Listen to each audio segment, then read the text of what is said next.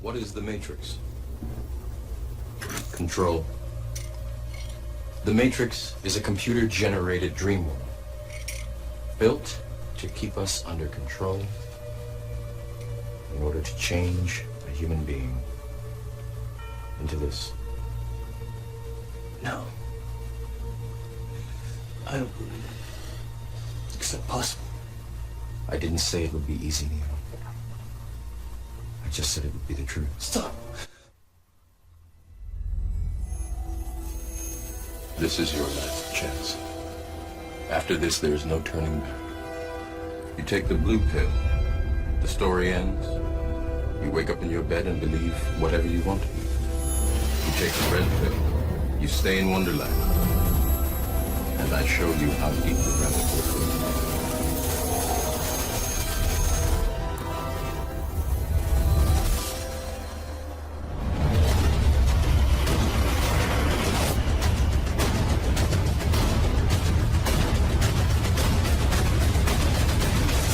All I'm offering is the truth.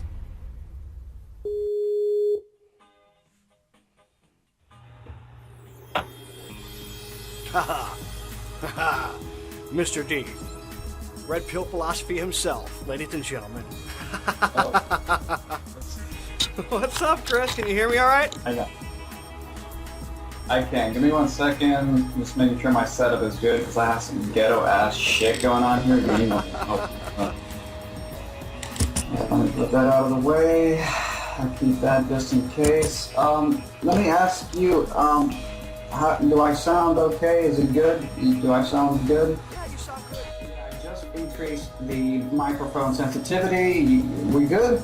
Everything's great. Chris, thank you very much for taking the time with me and doing this, man. I mean, it's been a while. I mean, let me do this. Let me start by just saying this. I could sit here and say, you know, it's obvious. I appreciate it. Thank you. But to say that you have a lot of good stuff is really an insult to all the work, the body of work that you have. You have a body of work, and I'll be honest with you, I think that's a small chunk of what you used to have, isn't it? I mean, you had even more of a vast library prior to this, am I correct? Yeah, man, I mean, I remember you having a lot of stuff prior, and something happened, and your channel got shut down, and you had to kind of rebuild again.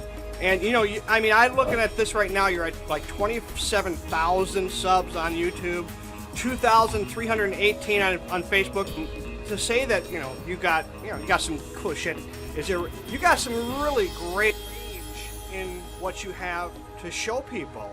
I gravitate more towards school is prison. I gravitate more towards that message a lot, and hey, my 14-year-old son, he understands, he gets it, he's got to play the game. It's frustrating, and then he realizes, oh, I guess I'm nothing wrong with me, I'm just going to school with a bunch of monkeys here. You know what I mean? So that's where I'm at. You have a 14-year-old son, and one thing I don't want to be misconstrued by my videos on school, bro, is like, I don't want people to get depressed or anxious because they're in school and they realize that it's not the overhyped, it's all for your own good system. Like, what I will say is, just I guess as a piece of advice or just a soothing, maybe you can tell your son, is just, I've said this before in one of my past videos, to me, school is essentially a backup plan for mediocre people. And I don't mean that in an insulting way, I'm just like pointing out the facts. But it sort of serves a purpose as a backup plan in this kind of corporatized economic system that we have. So although being in school might suck, although it may be a major waste of time, it might be the only ticket you have to make enough money to get a bite to eat in this economy. Now again, I always encourage people to pay their own economic path, try to start their own business. This is something that school doesn't teach you, and I personally believe that they deliberately disguise it. But anyway, I don't want to, let me not overdo it before we get into the actual conversation, because then I'll just run out of all my ideas right here. But yeah, man, just don't get bogged down by the fact that school is not what we're brainwashed to think it is. That's just be positive, is what I'm saying. Yeah, the reality of it is that I tell my son this all the time, it's not your grade, it's who you're becoming. It has nothing to do with your GPA at all. And anyway, get me wrong, I mean, it's important to keep up, but dude, You're from my bloodline. You're going to keep up just fine. So, you know, it's not about that. It's who you are. It's who you are when your friends need you most, or when something's going down. It's who you are. That's who I care about. And that's always been my way of communicating with my son. Didn't have that when I was growing up. Had no communication like that at all. So somewhere along the line, these things had to happen to me for me to become the articulated father I am. That's Maybe great. sometimes to a degree where he's like, okay, Dad, shut the fuck up. But I don't care. You pour water on a duck's back long enough, it's going to get wet. Yeah, I'm glad, man. I'm glad that, you know, it's just good to see fathers who genuinely care. And the sad part is that a lot of fathers, they kind of adopt this corporate caring, this corporate parenthood, where being a good parent is buying your kid a bunch of useless shit. You've heard my videos on that topic, you know. But yeah, it's good. It's good to see people waking up and trying to, like, just kind of foster and harvest real, authentic humanity in kids. That's a wonderful thing. Yeah, man. I mean, what really did it for me, you know, I think it was like like 2009, 2010 is where I started coming across your videos. And then, you know, opening myself and expanding myself to other things. And these things, you know, present themselves when you're ready for them to be presented, I believe. Yeah, right. And Bill Hicks said something about how we're not put on this earth to just be consumers. We're here to be put, you know, to create and share. And I think I fostered that in my kid, even though he likes to play video games. Look, man, there are people who have built empires playing video games. There's nothing wrong with playing video games. There's nothing wrong at all with it. Get your skill down, brother, because eventually if you tape that shit and you do it right, you can do something for yourself. Doing something you love. Video games have their own major league gaming competitions now, where the cash prize for first place is like $250,000, sometimes higher than that. So yeah, it's taken over. Video games is the future because it's so much easier to get good at Halo. Well, actually, let me not say that, because the people who are expert at those games are top notch, like psychotic. I think there's got to be a nice little niche for dudes like me that try to keep up with their sons, because all I do is fucking yell at the screen, dude. I yell at the screen, and he is laughing his fucking ass off. Like, there's got to be something there for that. You're a different person in front of your kid, man. And this dude allows me to kind of reach out and be a goofy side to me that I don't allow certain people to see. But here, in this platform, with this gaming type thing, that's how I think. I'm thinking in terms of, I don't think it's a waste of time. I think it's training, you know, for something even greater that we are yet to really understand. I mean, and it's coming. It's definitely, I mean, you're definitely getting hand-eye coordination training, like when you play video games. There's no doubt about it. You're also getting strategic thinking, chess playing type thinking. You know, when you're playing Halo and you're taking cover and you're judging where the person is and you're going to lob a grenade and then you're going to back up. I mean, that's hardcore, like, strategizing going on. That could have really good impacts on people's brain, without a fucking doubt, in my opinion. Without a fucking doubt. I think so. Hey, man, everything has a reason for being where it is in our consciousness, in our life, you know. I think rather than being a bitchy dad, yeah, I'm not going to let the dude play it 8 freaking straight hours or nothing. Yeah. But yeah, man, if you could, and I'm the guy that's harping on him to do, like, you know, hey, man, we got to start putting this stuff on YouTube. What do you need? What kind of stuff do you need for your Xbox? What do you think you'll be? Well, you know, start with, and now it's what he's doing. He's watching a lot of these guys, and he's seeing the change and how they're, you know, when you put yourself out like you're doing, like I'm doing, like some of our mentors have done, you see a transformation where, you know, because it's being recorded. Life's worth living, it's worth recording. But when you see transformations, your own, just by osmosis, it's very exciting. And then, so I encouraged that in my son. I said, dude, you're not going to be 14 forever. You're not going to be 15 forever. It's a very beautiful time we live in right now where we can actually make shit happen for our people we're not even going to meet in the future, our future, you know, ancestors. Yeah.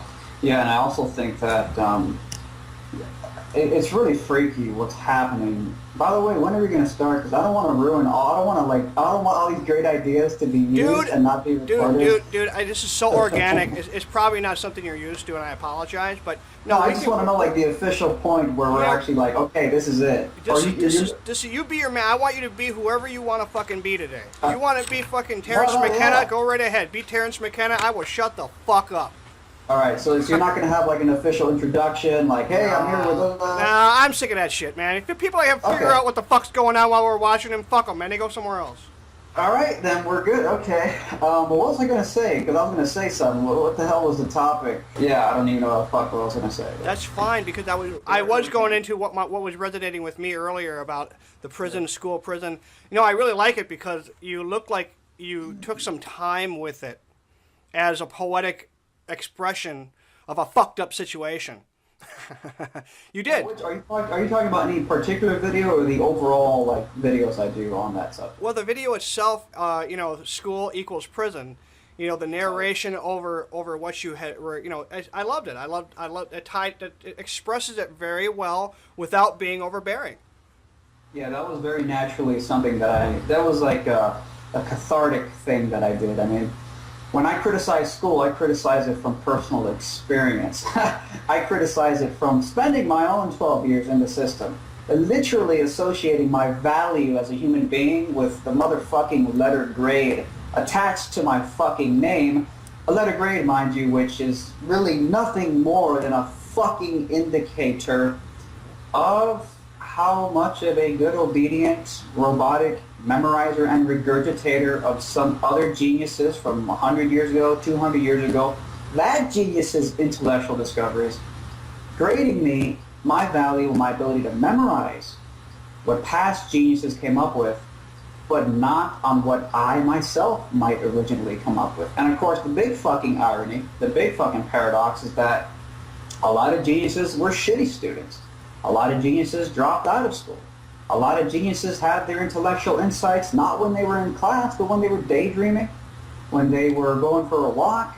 Michael Faraday is one great example. He pioneered the field of electromagnetism. The guy had a speech impediment in his early years in school. People thought he would amount to nothing. Teachers mocked him, classmates mocked him, and he ended up leaving school, and he ended up pioneering electromagnetism to the point where it ended up being taught in the very same schools that condemned him. So how's that for fucking irony? Right. The truth is that intelligence, and I've said this before, intelligence does not originate in classrooms. That is the biggest lie, the biggest bullshit that we are told by the school system, the school bureaucracy. Intelligence doesn't originate in textbooks or classrooms. It originates in the mind, often through some kind of daydream, intuitive process, based on a person's passion and curiosity for a particular subject that they pursue because they love the subject, not because they're trying to get the good grades.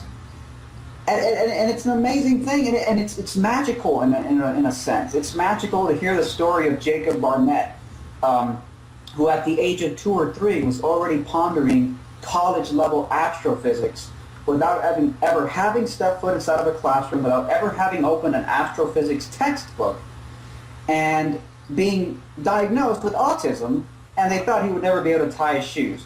But he's literally, at the age of 2 or 3 in the kitchen floor, dumping Cheerios on the floor, rearranging the Cheerios, because he's creating his own mathematical language in his mind to map out these insane theories he's having at the age of 2 or 3. That is miraculous almost. There's something magical. School gives us the impression that there's a mechanistic process to learning and insight, that it's about stuffing your head, memorization, regurgitation, robotic, mechanistic, factory-like. And then here is Jacob Barnett spontaneously coming up with shit because he's daydreaming, looking at fragmentations of sunlight through the window, and he gets an insight from that. What the fuck? Does that look like your average classroom learning experience? In no fucking way. Intelligence, insights, the things that we study in school are a magical, synchronistic, intuitive process that is the very antithesis of the robotic, just mechanistic, factory-like system that we have in the school system and society in general today. And then, of course, we go to the whole idea that, the whole Pavlov's doll, a bell rings, you have to go to this place. Let's condition them for about 12 years of that, and then, okay, well, not really a big difference, slightly, but not much. And let's put them out there in the world in order to make the almighty dollar, because this is the only way they're ever going to live, is the way we show them. And then, okay, well, this model that you are now, who you are now, only fits over here. you know, your model, this model that you thought of you, that voice in your head that they taught you to shut off, that's the one that you're supposed to be listening to. It's a mad voice, but it's probably a little pissed off for the last 30 years, and it needs, you know what I mean? These people have a very tough time expressing themselves because it's the first time they've ever started letting that voice, like myself, speak. You know, it's the first time I've ever said, okay, this is who I am, this is what I believe in, and I don't agree with, because what your videos do, Chris, is they allow people to think about shit. And I got an opportunity to stop and think about it and go, you know, he's saying what I've been thinking in a very interesting and articulative way. Now I have some versions and perspectives that I can use in this model that I've been trying to express. Not that I'm going to tell my daughter, you know what, don't go to school for what you want to do because it sucks. She loves what she wants to do. She's going to school for drama. But when it's interesting is last week a teacher asked her, the professor asked her, or asked everybody, what's the important thing about coming to the school? And one of the things she did says, well, I don't care about the grade. I don't care about that at all. Which I thought was an interesting response. And I thought, well, yeah, she's my kid, so that makes sense. Well, let me say that, you know, the purpose of a grade is to be an indicator of your worth in a certain field. So, I mean, technically, in principle, if instead of going to school and getting good grades, instead of going to drama school, let's say, and getting good grades, your daughter just decided to go on to Google, look for local film companies that need actors, and she submitted applications, or she called them, and then she did 3 short films with local artists, and she did a great job, and the videos went online, and people comment in the comment section saying, good job, that actor was great, it got a bunch of likes. That's a grade. In a sense, it's essentially a grade. The grade is supposed to be a reputation, some kind of indicator that you're useful for whatever industry is going to hire you further. So it's not like grades are fundamentally wrong, and this is something I haven't specifically thought about. I'm kind of just going off the top of my head right now. But awesome. Yeah. Because, yeah, I'm kind of losing it because it's so new and fresh, but yeah, anyways, yeah, so I'm sure they have their place. Grades have their place. It really is a perspective in a sense, because honestly, if someone tells you you're shitty at your job and you got a grade D, whatever, I mean, it's really now within you to pull out whatever that A is. And it's just different, man. Some fucking guy at a party is just going to make the party just because he's funny looking. He's just a funny looking guy and he's cool. But, you know, another guy could be the good looking dick. And he's like, fuck this guy's here. You know what I mean? So it really, I personally don't believe in grades at all myself. I had to go through that whole, man, it was ugly when I was going through in the 70s, man. I was going through this shit, you know? And then I remember in about 6th grade, started looking at it. Okay, 6th grade the second time. I started looking at it, and I liked it so much I stayed twice. Yeah, I'm sure. Well, I didn't go to summer school. I was supposed to go to summer school, and I was a very rebellious human being. I was a rebellious person, and they taught me a lesson. I don't care. I just got to hang out with some new kids, and I didn't really care. I didn't think like that. I didn't think like I was a loser or nothing. I'm like, cool. I like this teacher, actually, you know? It was, honestly, I never really thought of it like, oh man, I just graduated in 86. I should have graduated in 85. That's all that mattered, you know what I mean? So none of that stuff really mattered to me, and I sucked in school. But when people meet me today, Chris, and people that I've grown up with, they stopped. They stopped evolving. They quit. Something inside them died. I lost a couple of them to alcoholism. People, you know, and I'm only 47 years old, dude. And these people are like 5 years younger than me. And something along the way, something happened. And I think that's what this whole system does, is it breaks people early.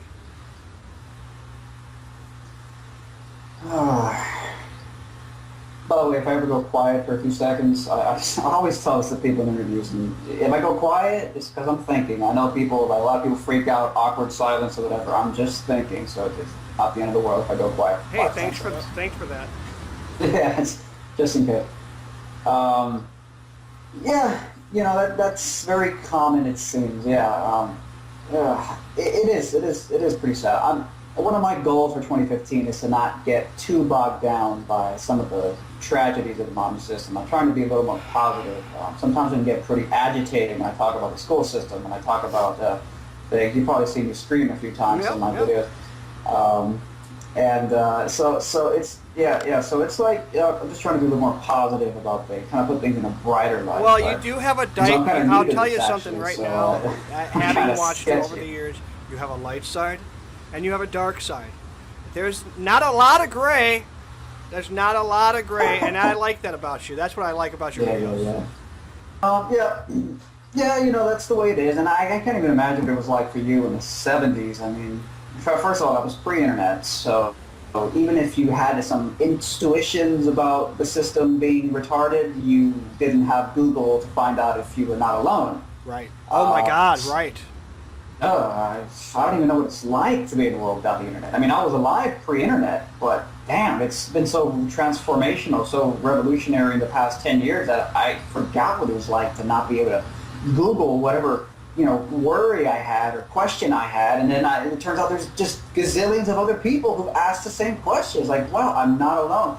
And I think for a long time pre-internet, that's what kind of kept people suppressed, was that because, you know, people who question the system are typically rare breeds. You know, it's not the mainstream of society. It's not the masses. It's usually a handful, a relatively low population of people, number of people who question the system.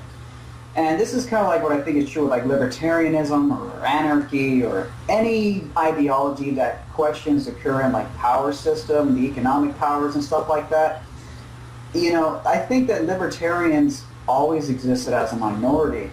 But what's different today, post-internet, is that now a lot of these libertarians who always question the dogmas of political parties and the political elites and all that, or people who question corporate corruption, I think a big difference now is that they can connect. They can realize that they're not alone. They can it's kind of like Kickstarter or these crowdfunding campaigns. Small people can organize and create a big cumulative impact. And I think that's why libertarianism is taking over the Republican Party finally, because back in the days pre-internet, Federal Reserve just had to pump out a bunch of notes, governments lending off of it, corporations, God knows how they were involved with it. The centralized power structures through the television, through the media networks, they could propagandize the masses like this. Oh, God, I mean, effortlessly. Just had with it not been for Ron Paul, I wouldn't even have really fucking known. Had I not bought the book, you know, End of Fed, I would have never really fucking known, dude. I mean, thank God for the internet, because I saw I haven't even done any hallucinogens, man, but I can see through you.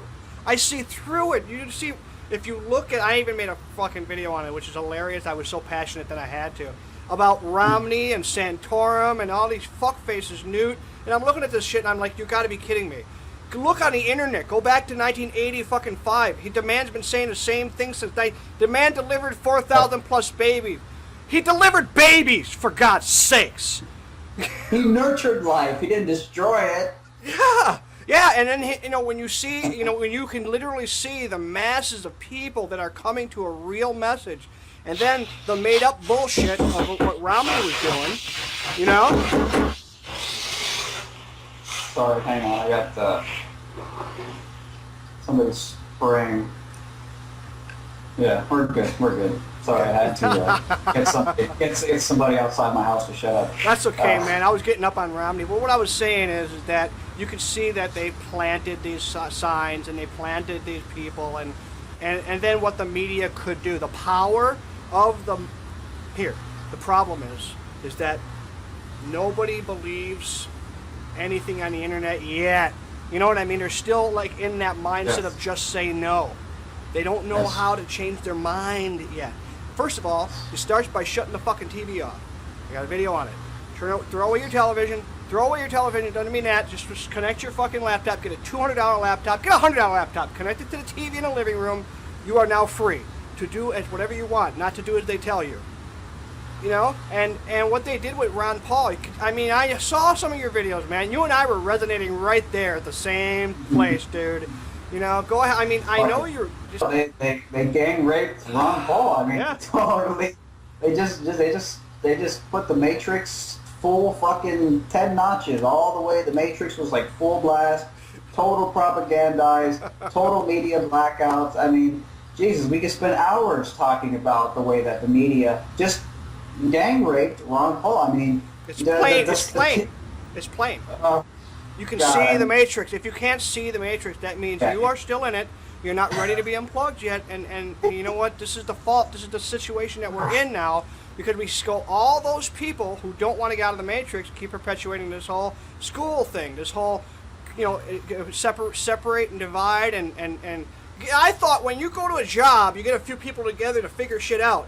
So when you're in the fucking... That's what I did when I was in, like, 6th grade. So a teacher asked me, I'm like asking here, that's the answer, what are you doing? So what you asked me, I'm trying to figure it out. And she said, you're supposed to figure it out by yourself. So later in life, this is the thing I come up with. Like, what the fuck? You mean to tell me that they separate you, force you, grade you, stamp you, shove you out there, and then go, okay, now try to work with these other fuckers? What? I suck at working with other fuckers. I do. I'm great by myself. I'm awesome by myself. Well, how dare you? How dare you be an individual? I mean, that's what the school uniform is for. It's to diminish your sense of individuality. You're not an individual, man. You're not unique.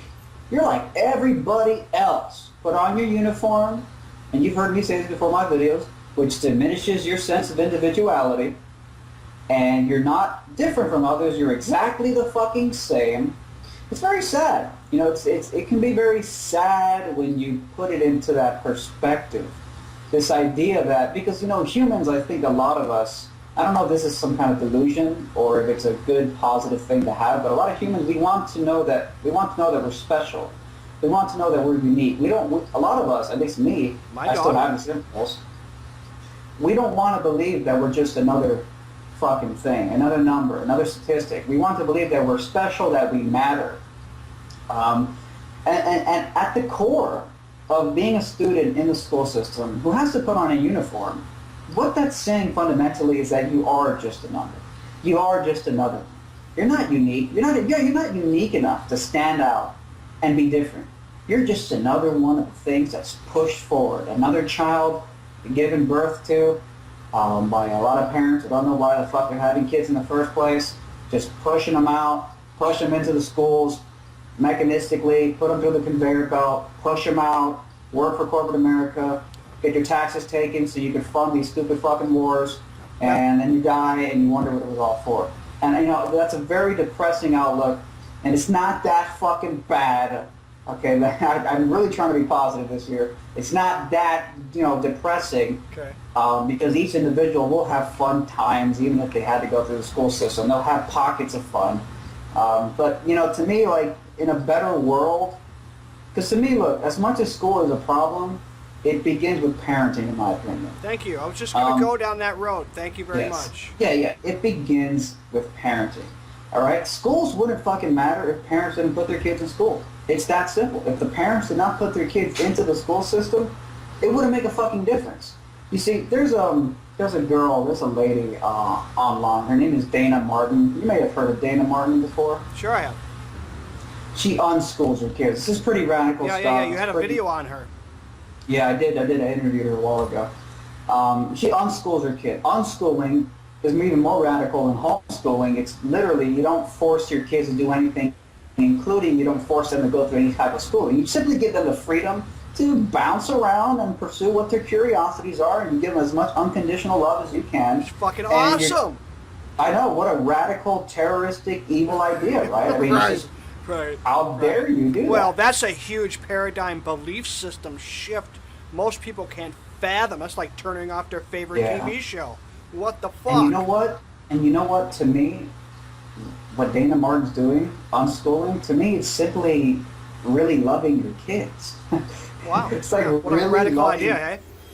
Yeah, exactly. It's like really loving. And I'm not trying to bash you because I know you have kids in school, and maybe I also have an people- ex-wife, and I have to, deal with that paradigm too because she Yeah. is not as open as I am. I was always entrepreneurial, and I was pushing forward. I was going to open a restaurant. I was running a business. I was doing all these things to bring money in the house corporately and all that stuff. Really, that was the whole idea. But I have that paradigm that you say. So you're right. I can't really 100% say, yep, pull that, yeah, fuck it, Ben, you gotta stay home. I would love that shit, because I know he's gonna be fine. In fact, he would be more than fine. He is a lot like me. Probably not as bad, I'll give you an idea. When I started school, I used to walk to school at first grade, kindergarten, because school wasn't that far away. So much I love school. I shit my pants. On my way there, so I had to walk back home. Ma had to change me. That worked 3 times. That's how much I did not like school from day one. From day one, brother. It was interesting. Yeah. I mean, I bought into it for a little bit. I had to. I bought it. You buy into it. You're indoctrinated. It's like nationalism. You're kind of like, you're on there and you look back in 30 years when you're like 90, ready to die, you go, that was fucking stupid. It's like wearing a bad fucking hairdo. And you look back and you go, maybe it was good for the time, but let's never